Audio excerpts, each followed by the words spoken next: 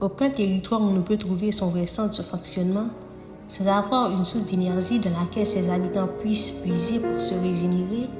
De gouvernement en gouvernement, toujours les crises se multiplient puisque le problème n'est jamais abordé dans sa racine. Il faut qu'il y ait une vraie entente entre toutes les forces vives de la nation, la mainmise de la communauté internationale, notamment les USA. Surtout les gouvernements d'Haïti depuis la période de l'occupation est la principale cause de la dégradation sociale en érigeant des gouvernements de doublure. De la chute du régime du valériste. Maintenant, les responsabilités sont partagées.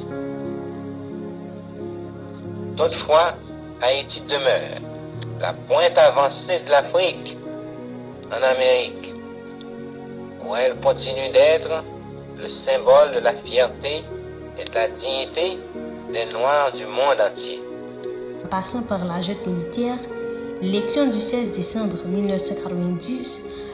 Si le temps est vif, il traduit le courage du peuple haïtien de lutter pour une nouvelle Haïti.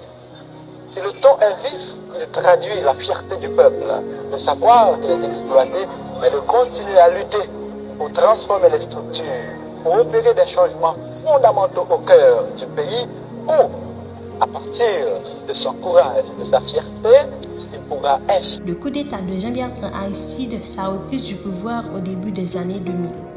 Le retour de René Préval, les perturbations sociopolitiques avec toujours des bras internationaux derrière. Je crois que pour changer les choses, il faut un gouvernement qui ait une légitimité. L'arrivée du groupe PHTK avec comme chef de file Michel Martelly, Jocelyn Privière, Jovenel Moïse et enfin maintenant le roi Ariel Henry. Cette nouvelle dynamique qui fait qu'Haïti n'est plus ce qu'elle était auparavant. Une Haïti démodée et envahie par la corruption, la mauvaise gouvernance. Une Haïti qui se réveille et qui tient à se tenir debout seule, bien sûr, en tenant la main des partenaires.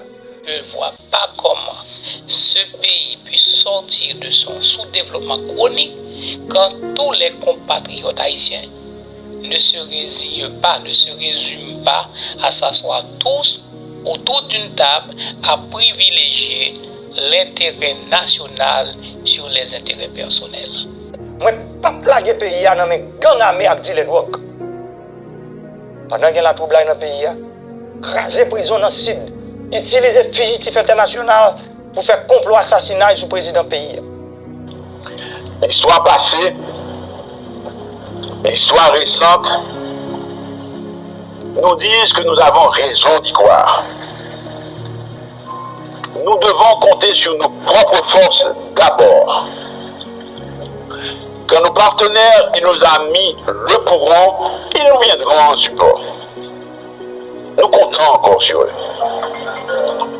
La tâche ne sera pas facile.